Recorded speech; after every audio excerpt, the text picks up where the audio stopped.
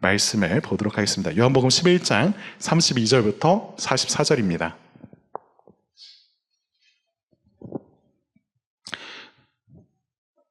네, 제가 읽어드릴게요. 예수께서 그가 우는 것과 또 함께 온 유대인들이 우는 것을 보시고 심령의 비통히 여기시고 불쌍히 여기사, 죄송해요. 32절부터 죄송해요. 마리아가 예수 계신 곳에 가서 배웠고 그 발에 엎드려 이르되 주께서 여기 계셨더라면 내 오라버니가 죽지 아니할겠나이다 하더라.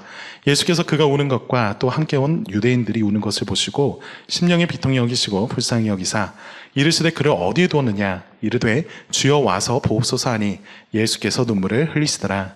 이에 유대인들이 말하되 보라 그를 얼마나 사랑하셨는가 하며 그중 어떤 이는 말하되 맹인의 눈을 뜨게 한 이 사람이 그 사람은 죽지 않게 할 수 없었더냐 하더라.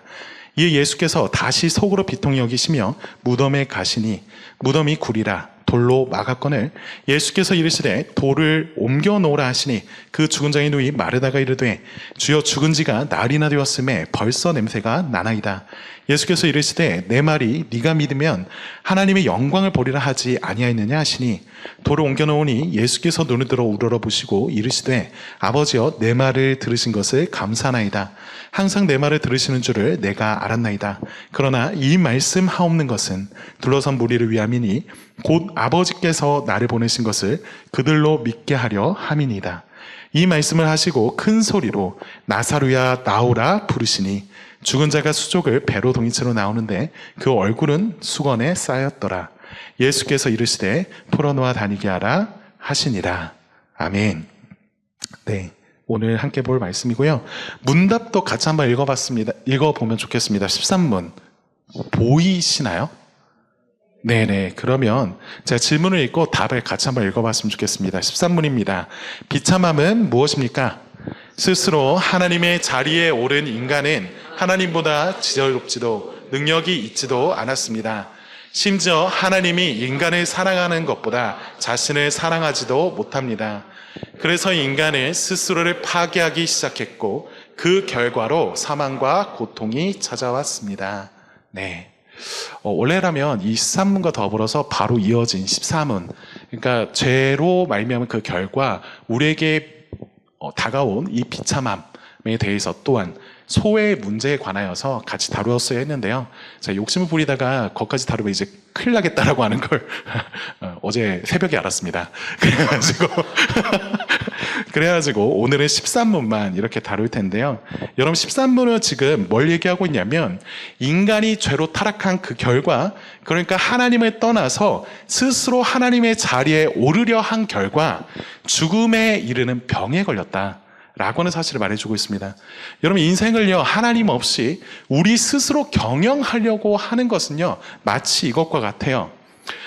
차를 좋아하는 어린 학생이 면허도 없으면서 진짜 자동차를 몰고 싶다고 기어이 열쇠를 들고 나가서 면허도 없이 운전대를 잡은 거예요.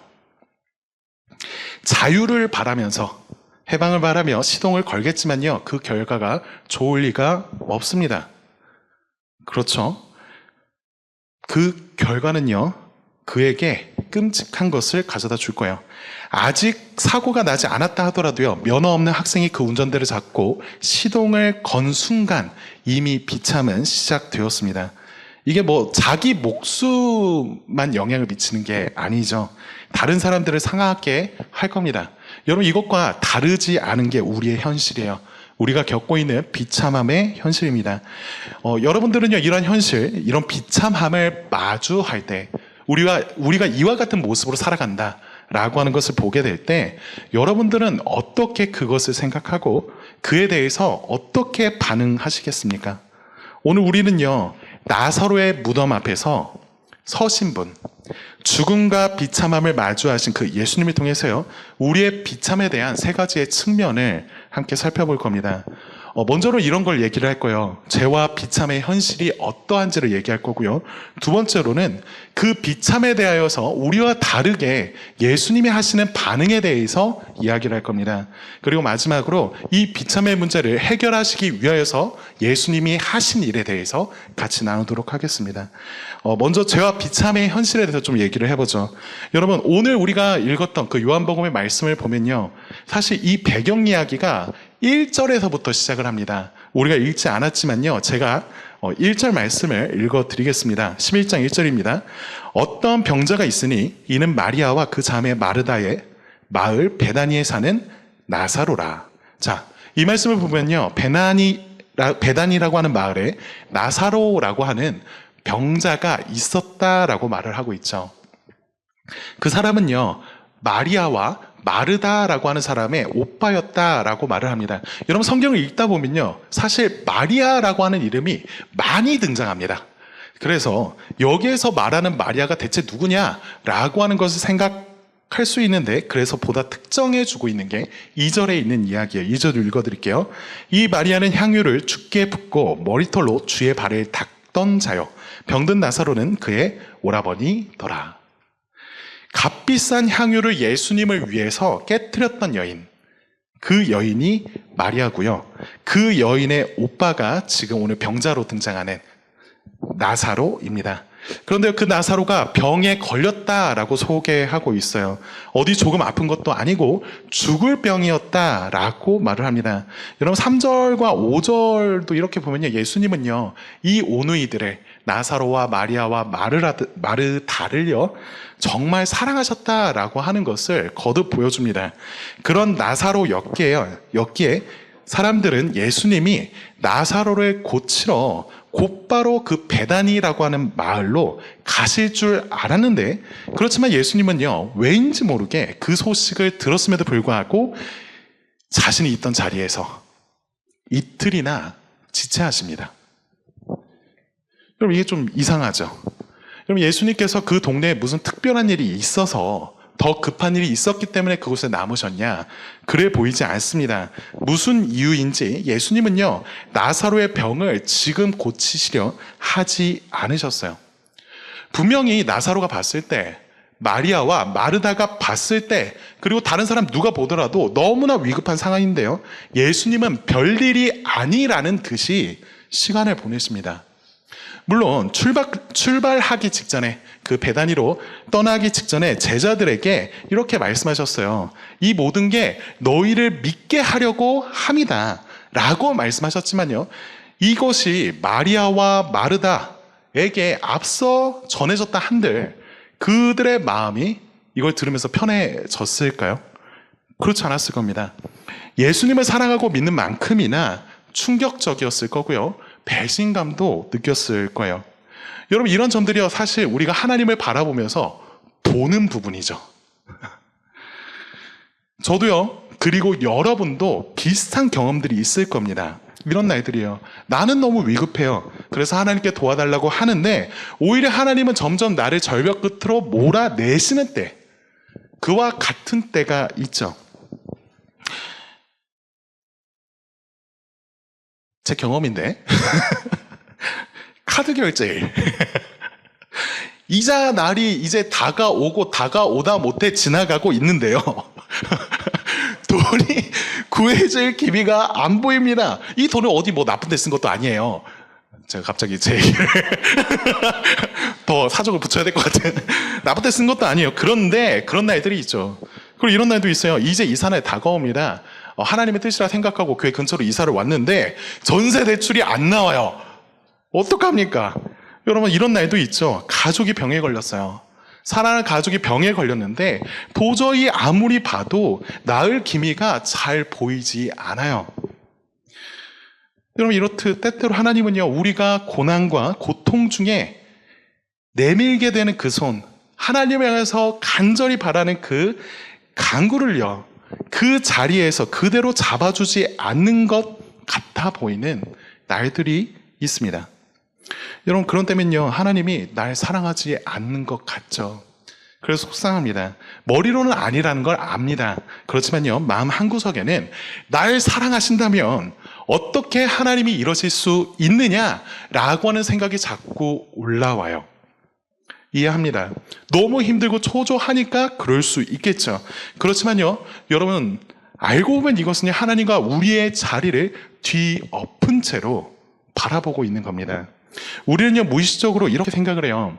내가 가지고 있는 시나리오, 내 생각에 이렇게 하면 좋겠다 하는 그 방식이 하나님이 가지고 있는 그것보다 더 낫다라고요. 하나님께서 내 기도에 즉각 응답하시지 않을 때에 우리는요, 내가 보기에 이것이야말로 최선인데 왜 하나님은 그렇게 생각하지 않으실까라고 답답해하고 상처받습니다. 여러분, 이것이 바로 13문이 말하고 있는 우리의 비참함의 이유예요. 예덴 동산에서 인간은요, 하나님의 말씀보다 자신의 판단이 자신을 더 나은 행복으로 이끌 것이라고 여김으로써 선악과를 따먹었었죠. 하나님의 지혜보다 자신의 지혜를, 하나님의 사랑보다 자신의 사랑을 더 신뢰했던 겁니다.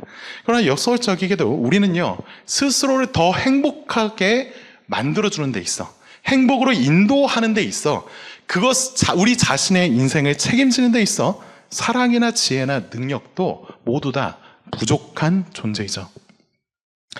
이런 본문 속에서 마리아와 마르다가 하고 있는 그 반응 속에서도요, 하나님과 그들의 위치가 뒤바뀌어 있는 모습을 볼 수 있습니다. 마르다도 마리아도 예수님 만났을 때 똑같은 이야기를 해요. 21절과 32절에 말합니다. 주께서, 이거 마리아가 얘기한 거예요. 주께서 여기 계셨더라면 내 오라버니가 죽지 아니하였겠나이다.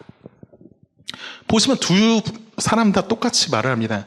여러분, 물론 이것은요, 분명히 놀라운 고백이에요. 이 고백에는 예수님은 죽을 사람을 죽지 않게 할 수 있는 분이시다 라고 하는 믿음이 담겨져 있습니다. 그렇지만요, 동시에 실망과 한탄 역시 섞여 있죠. 예수님을 원망하고 지금 비난하고 있다라고 하는 이야기가 아닙니다. 예수님의 능력을 믿지만요, 이제는 너무나 늦었다 생각하는 그 좌절감이요. 그 믿음의 고백에는요, 동시에 자신들의 기대와 다른 그 하나님의 시간표에 대한 실망과 좌절감이 담겨져 있습니다. 여러분, 마리아와 마르다의 마음, 그들의 마음이 어떨지 여러분이 상상하는 게 어렵지 않을 겁니다. 그들이 슬퍼하는 것은요, 너무나 자연스러워 보이는 일이죠. 그렇게 지금 이 나사로의 죽음 앞에서 조문하러 온 많은 사람들 역시도 함께 웁니다. 이건요, 어느 장례식을 가도 흔히 볼 수 있는 자연스러운 모습일 거예요. 말하자면 이것은 죽음 앞에선 인간의 보편적인 모습일 겁니다. 그리고 이것은요, 우리가 처한 비참한 현실을 보여주죠. 하나님을 떠난 인간의 무력함, 그 연약함이요. 사람들은 불행에서 떠나고자, 불행에서 벗어나고자 다른 무엇을 붙들곤 합니다. 사람들과의 관계를 더 소중하게 여기거나 아니면 직업이나 성취, 재산이나 명예 등 남들 보기에 꽤 괜찮은 것들로요, 자신과 가족들을 지키려고 하죠. 그게 안 된다면 술이나 재밌는 일들로서 애써 잊어보려고 하기도 합니다. 그리고 그렇게 살다 보면요, 이 불행이란 녀석이 썩 잘 따돌렸다 싶은 날도 있죠. 그렇지만 어느새 우리 앞에 다가와 있는 그 죽음 앞에서는요, 사람은 모두 다 무력해집니다. 여러분, 장례식장에 가본 경험이 있으면 아실 거예요. 제가 자주 하는 말인데 이렇습니다. 위로를 하긴 해야 되잖아요. 위로해야 됩니다. 위로해야 되는데 무슨 말을 건네야 될지 몰라서 막막하고 당황스러운 경험이 있죠. 진심이 없어서가 아닐 겁니다. 위로하고 싶은 마음은 진심이지만 우리가 건네는 그 위로의 말 자체가 그리 힘이 없어 보이니까요. 힘내라, 괜찮아, 다 잘 될 거다 라고 하는 위로의 말은 진심이지만요, 그래서 듣는 이로 하여금 고맙지만 그마치 공허하게 느껴지기도 합니다. 진심으로 함께 슬퍼하면서도 이 진심만으로는요, 그 슬픔을 멈추게 할 수 없기 때문이죠. 사실 우리는 모두 이 사실을 다 알고 있습니다.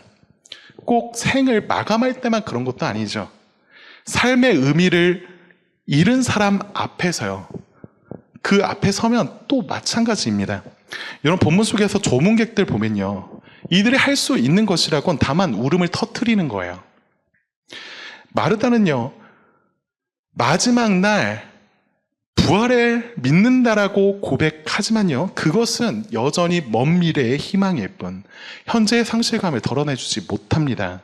여러분 이런 게 우리의 모습이고 우리의 현실 아니냐고요. 여러분 좋은 것도 있지만 소소한 즐거움 하나하나를 모아서 의미를 생각하기도 하지만 죽음 앞에서 우리는요 모두 무력합니다. 그런데요 이런 절망적인 상황 앞에서 예수님은요 놀랍게도 우리와는 다른 반응을 보이십니다. 이게 두 번째 대지예요. 그분은요 단순히 공감하거나 머나먼 미래의 희망을 제시하시는 것이 아니라 그 자리에서 함께 눈물을 흘리시고요 분노하십니다. 여러분 33절부터 35절 말씀을 같이 한번 읽어봤으면 좋겠습니다. 함께 읽겠습니다. 시작. 예수께서 그가 우는 것과 또 함께 온 유대인들이 우는 것을 보시고 심령이 비통히 여기시고 불쌍히 여기사 이르시되 그를 어디 두었느냐 이르되 주여 와서 보옵소서 하니 예수께서 눈물을 흘리시더라. 여러분 그 복음서라는 게 있죠. 이제 신약 성경을 이렇게 열면 예수님에 관하여서 모든 성경이 예수님에 관해서 얘기하고 있지만 특히나 사복음서라고 얘기를 하는 이 네 가지의 복음서를 살펴보면요. 예수님이 눈물을 흘리시는 장면은 단 3번뿐입니다. 언제인지 아시나요? 앞으로 무너질 그 예루살렘을 바라보면서 우시는 장면이 하나고요. 십자가에 달리시기 전날 밤에 겟세마네 동산에서 통곡하시던 게 2번째예요. 그리고 여기 나머지 하나가 여기 나사로의 무덤 앞에서 우신 겁니다. 여러분 이 3번 다 살펴보면요 모두 다 자기의 고통 때문에 자기의 고난 때문에 우는 것이 아닙니다. 이건요 예수님이 어떤 마음으로 그 고난 앞에 그 고통 앞에 그 슬픔 앞에 서 있는지를 보여주죠. 여러분 데인 오틀런드라고 하는 목사님이 계세요. 이 목사님이 온유하며 겸손하니 라고 하는 책을 쓰셨는데 정말 좋습니다. 꼭 이걸로 책 모임 좀 혼자 읽어도 좋습니다. 읽으면 좋겠는데 이 책에서 이 동일한 장면을 보면서 이런 식으로 말씀을 하시더라고요. 오틀런드 목사님의 말입니다. 동정심이 육신을 입고 세상에 돌아다닌다면 어떤 모습일까? 예수님은 세상에 있을 때 그런 모습으로 사셨다라고요. 여러분 그런데 생각해 보십시오. 앞서 제자들에게 말씀하신 것과 이후 결과를 생각해 보세요. 그러면 이때 예수님은요 분명 나사로를 다시 살리실 계획을 가지고 계셨던 걸로 보입니다. 앞에서 얘기했잖아요. 이건 죽을 병이 아니다 라고 하면서 그리고 너희를 위하여서 간다라고 얘기를 해주셨는데 그렇다면 다시 나사로를 살릴 것을 아시는 예수님이요 대체 왜 여기에서 눈물을 흘리시냐 라고 하는 질문을 해볼 필요가 있어요. 잠시 후에 예수님은요 자신이 그들의 슬픔을 기쁨으로 바꾸고 환호로 바꾸실 수 있다는 것을 아시는데도 말이죠. 여러분 성경은요 예수님이 사람들의 우는 것을 보시고 눈물을 흘리셨다라고 말을 합니다. 그것은요 죽은 나사로와 남겨진 유족만을 위한 눈물이 아니라는 말이에요. 역사를 통틀어 모든 무덤 앞에서 슬퍼하는 모든 사람들 그들을 예수님이 바라보고 계셨습니다. 여러분 그렇죠. 예수님은요 저와 여러분을 보시며 울고 계신 거예요. 그렇기에 저와 여러분이요 사랑하는 이의 고통과 죽음을 지켜볼 때면요 이 사실을 붙드십시오. 예수님이요 그 모든 순간을 보고 계시고요 함께 슬퍼하십니다. 여러분 본문 속 유대인들도요 예수님이 우시는 걸 보면 생각했어요. 그게 36절부터 38절의 말씀입니다.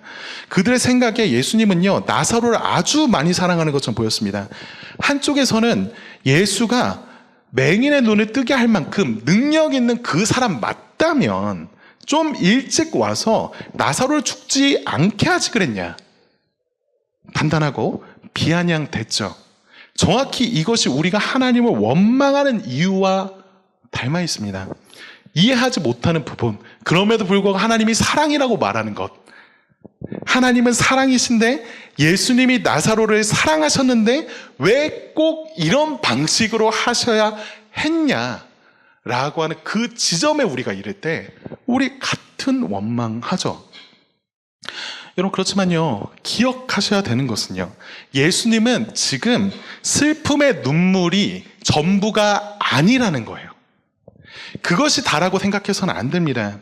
여러분, 우리는요, 함께 우리를 위해서 슬퍼하고 아파하며 눈물 흘리는 것, 그 이상이 필요합니다. 다시 예수님을 우리가 주목해 보면 이래요. 예수님은요, 그 비참에 처한 이들을 위해서요, 우시지만 않았고요, 울고 나아가 분노하셨습니다. 여러분, 33절 보면 심령의 비통히 여기시고 라고 하는 표현이 있죠. 이게 그냥 보면 예수님이 엄청나게 슬퍼하셨다 라고 하는 정도로 보이는데요, 이것을 원어로 직역하면 이런 표현이에요. 분노하셨다, 격분하셨다 라고 하는 뜻입니다. 여러분, 그래서 이걸 사전을 좀 찾아보니까 원래 이런 의미래요. 마치 짐승이 으르렁거리는 것처럼 원초적인 분노를 나타내는 거예요. 무슨 말이에요? 이성적으로 생각하기도 전에 본능적으로 발휘되는, 그러니까 통제할 수 없는 분노로 예수님이 그 죽음 앞에 서 계시다라는 거예요. 여러분, 33절만 그 얘기를 하는 게 아니죠. 38절에서도 마찬가지로 예수님은요, 속으로 비통히 여기시며 무덤에 가셨다라고 말을 합니다. 여러분, 예수님이요, 치밀어 오르는 분노를 가지고 무덤으로 향하고 계셨어요. 왜 예수님이 이렇게 화가 나셨을까요? 왜 예수님이 지금 분노하고 계실까요? 여러분, 이때 예수님의 그 분노가 향하는 곳은요, 단지 마리아, 마르다 혹은 그곳에서 슬퍼하고 있는 사람들을 향한 것이 아니었습니다. 예수님은요, 지금 인간의 비참함을 마주하고 계세요. 그분은요, 인간의 죽음과 고통으로 몰아넣고 잠식해버린 그 죄와 사망의 권세에 분노하고 계셨습니다.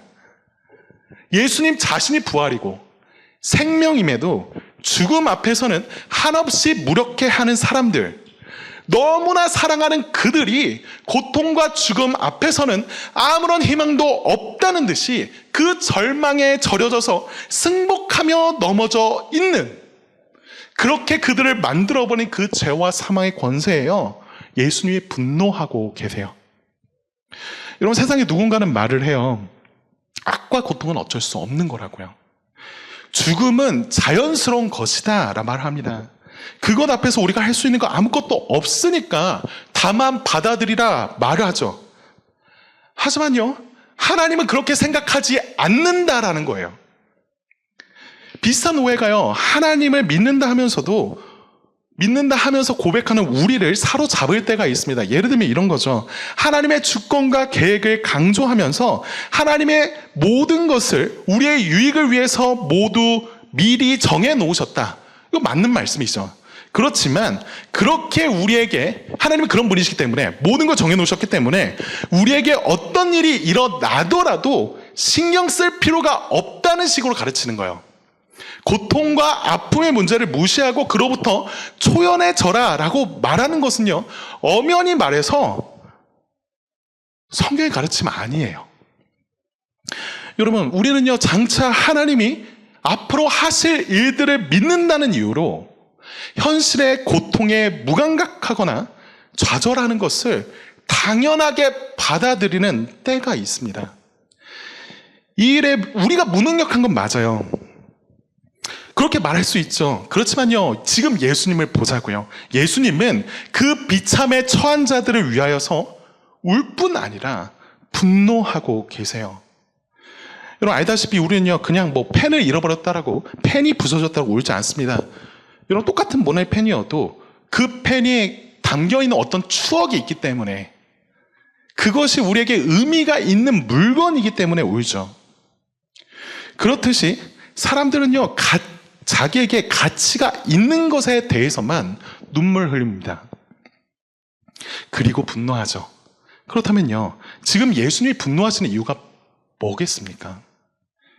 그 예수님이요, 그 비참에 처한 이들을요, 그 절망에 잠식당해 버린 그들을요, 아끼시니까요. 그 비참에 허우적대는 그들을 사랑하시니까요. 하나님이 이집트에 노예되었던 이스라엘 사람들을 구하셨을 때, 그리고 그들을 자기의 백성 삼으실 때 하나님이 뭐라고까지 말씀하셨는지 여러분 아시나요? 출애굽기 19장 5절에서 하나님은요, 그 이스라엘을 바라보면서 그들을 나의 소유라고 말씀하십니다. 나의 특별한 보물이라고 말씀하세요. 여러분, 그렇게 예수님의 분노는요, 우리가 이해하지 못할 게 아니죠. 만일 우리도 그럴 거예요. 우리에게 사랑하는 자녀가 있다면요, 당연히 우리는 가능한 그 자녀에게 좋은 것을 주고 싶을 겁니다. 그런데 누군가가 그 아이를 유혹해서 굉장히 나쁜 일에 빠지게끔 만든다라고 해봐요. 예를 들어 마약을 하게 만들려고 한다는 것을 여러분이 알게 되었다면 여러분은 어떻게 하시겠어요? 당연히 여러분요, 불같이 화를 낼 겁니다. 만일 여러분이 꼭 자녀가 아니더라도 여러분들이 일생에 혼신을 다해서 위대한 예술 작품 하나를, 혹은 어떤 물건을 하나 만들었어요. 그래서 그것을 우리 집에 잘 보이는 것을 이렇게 두었는데, 두고서 그것을 지나다니면서 그것을 보면서 즐거워했는데, 어느 날 누가 와가지고 그 작품을, 그 물건을 훼손하는 모습을 보면요, 저와 여러분요, 당연히 분노가 치밀 겁니다. 여러분, 이때 분노는요, 그냥 분노하는 거 아니죠. 사랑하기에 분노하는 겁니다. 분노는요, 지금 사랑의 표시로서 나타나고 있어요. 여러분, 사랑이 많을수록 사랑하는 것이 위협받을 때에 더 많이 분노할 겁니다. 그렇게 예수님이 분노하고 계신 거예요. 그렇지만요, 여러분, 부모가 자녀를 진짜 사랑한다면요, 단지 감정적으로 반응하는 데서 그치지 않을 겁니다. 그 자녀를 구하기 위해서 움직일 거예요. 정확히 예수님이 하신 일이 그와 똑같죠. 예수님이요, 그 눈물과 그리고 그 분노를 가지고 어떻게 행하셨는지, 그리고 그래서 우리의 비참의 문제를 어떻게 해결하시는지를 같이 보면 좋겠는데요. 39절 말씀입니다. 39절 제가 읽어드릴게요. 예수께서 이르시되 돌을 옮겨 놓으라 하시니 그 죽은 자의 누이 마르다가 이르되 주여, 죽은 지가 나흘이 되었음에 벌써 냄새가 나나이다. 여러분, 무덤 입구에 그 막아놓은 돌 치워라 라고 하는 그 예수님의 말에 마르다는요, 엄청 놀랐습니다. 왜요? 죽은 지 이미 나흘이나 되었다 라고 하는 것은요, 그 중동의 그 날씨에 의하면 이미 죽었을 때부터 부패가 너무 심하게 진행돼요. 그러니까 그 동굴 안은 이미 썩은 내가 진동했을 겁니다. 그러니까요, 당연히 이것은 말도 안 되는 일이다라고 하는 것을 바로 그 바깥에서도 이미 직감하고 있어요. 그러나 이것은 그냥 단순한 그 냄새 날 것이다 정도의 걱정이 아닙니다. 유대인들에게 시체가 그 부패하게 되었다라고 하는 것은요, 깊은 그 부정함을 가리켰기 때문이죠. 그런 마르다와 사람들의 시선을 뒤로 예수님이 말씀하시는 게 40절입니다. 40절 읽어드릴게요. 예수께서 이르시되 내 말이 네가 믿으면 하나님의 영광을 보리라 하지 아니하였느냐 하시니. 예수님께서요, 앞서서 마르다에게 말씀하신 부분이 있었어요. 내가 부활이요 생명이라고 말씀하시면서 가르쳐 주셨죠. 그러니까 너가 지금 믿으면 하나님의 영광을 보게 될 거야 라고 하는 예수님의 말씀은요, 단순히 그냥 말로 위로하고자 하는 게 아닙니다. 자신을 부활이요 생명이라 말씀하신 그 예수님이요, 좌절할 것뿐인 듯한 현재 이 순간에서도 역사하시는 하나님의 능력과 아름다우심을 보게 만들 것이다 라고 하는 약속이에요. 사실 예수님은요, 처음부터 제자들에게 이 병은 죽을 병이 아니라 하나님의 영광을 위한 것이다, 하나님의 아들이 이로 말미암아 영광을 받게 하려 함이다 라고 말씀하셨었죠.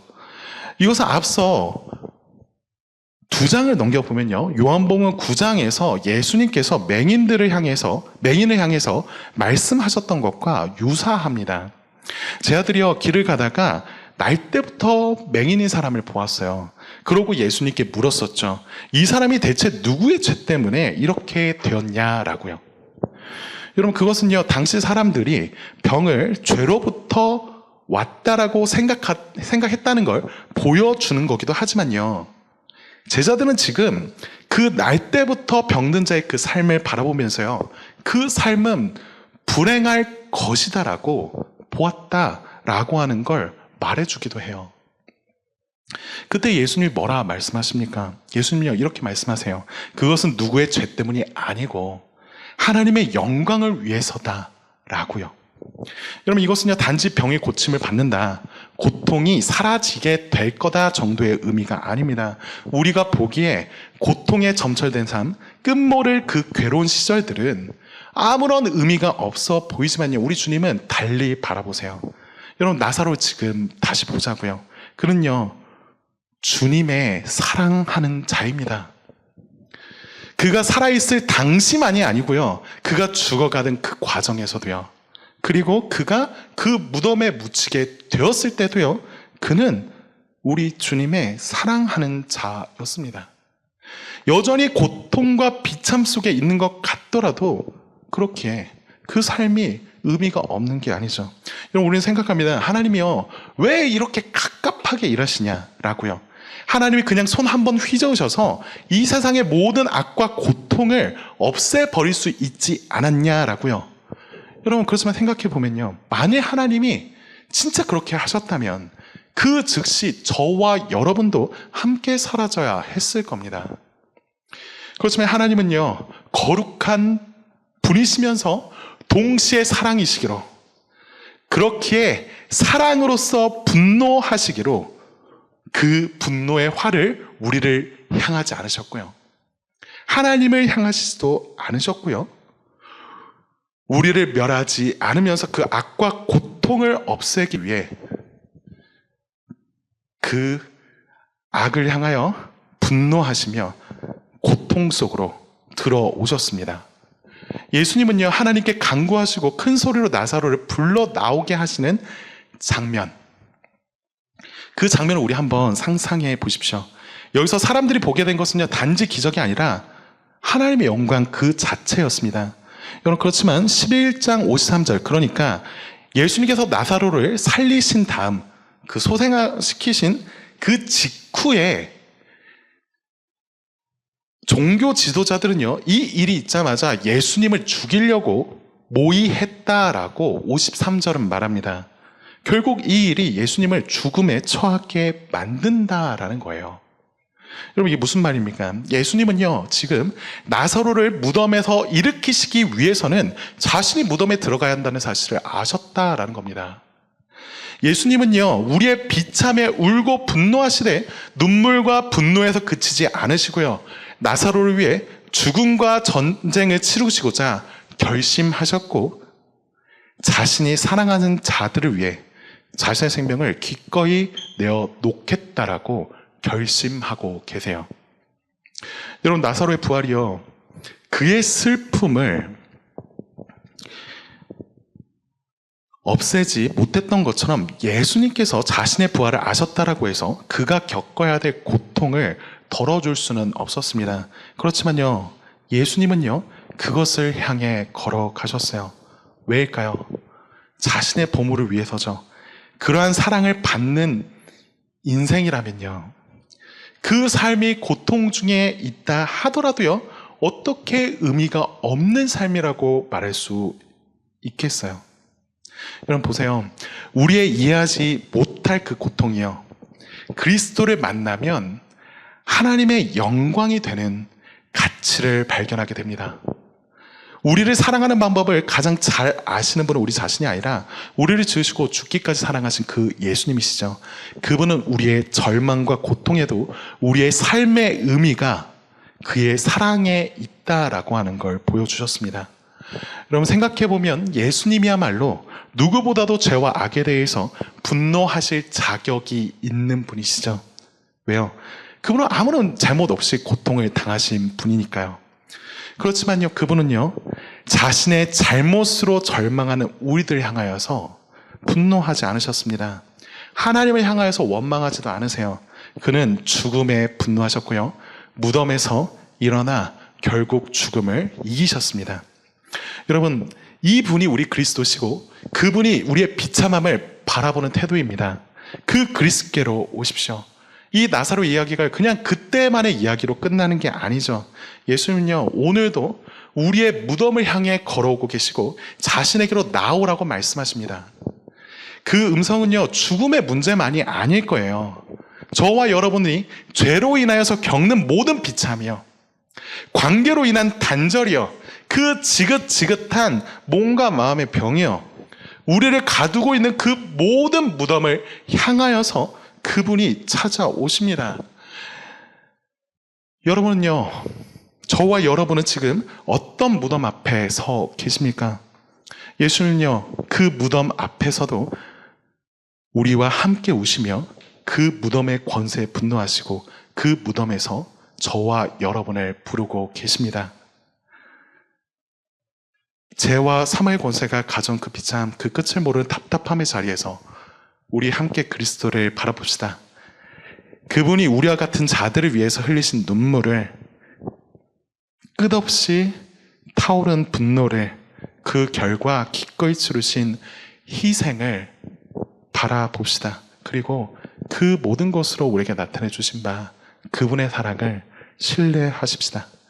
우리의 비참이요, 하나님의 손에서 어떻게 새로운 목적과 영광으로 변화될지 기대하면서 그분의 인도하심에 자신을 내어놓으십시오. 우리의 모든 비참의 문제는 그분이 자신을 내어놓는 사랑 앞에서, 그분의 분노 앞에서, 그분의 슬픔 앞에서만 자유로워집니다. 우리 함께 찬양하고 기도했으면 좋겠습니다.